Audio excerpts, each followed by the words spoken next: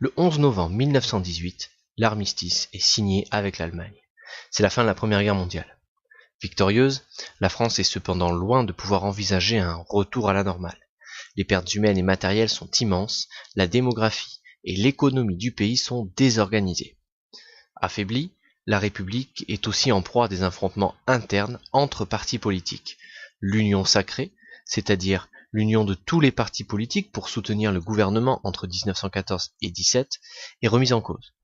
Georges Clemenceau, président du Conseil et père de la victoire, réprime les grèves ouvrières et il est pour cela critiqué par la gauche et les syndicats.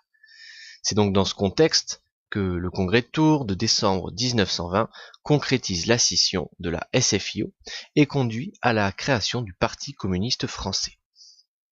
Faisant évoluer les rapports de force sur la scène politique, cette création ne permet cependant pas à la situation de s'améliorer, et c'est dans un contexte d'inquiétude sociale liée au chômage et à la misère provoquée par la crise économique de 1929 venue des États-Unis que la République entre dans les années 30.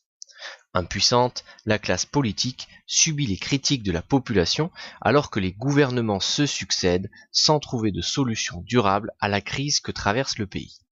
Les ligues de droite et d'extrême droite s'affirment quant à elles et l'antiparlementarisme culmine lors des manifestations du 6 février 1934.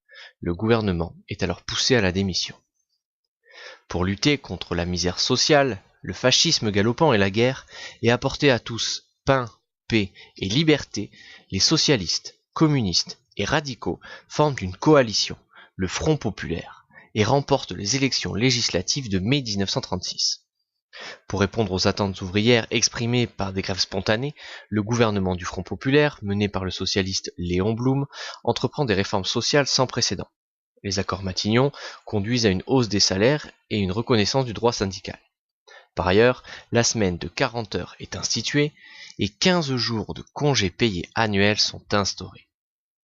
Malgré la liesse des premières heures, la crise économique se poursuit et le pouvoir d'achat continue de baisser. Confronté à des divisions internes, le Front populaire est critiqué par la droite, qui lui reproche ses dépenses sociales. Blum démissionne en juin 1937.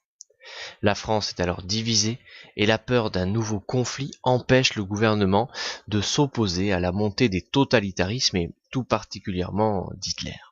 C'est donc une France réformée mais mal préparée qui déclare la guerre à l'Allemagne le 3 septembre 1939.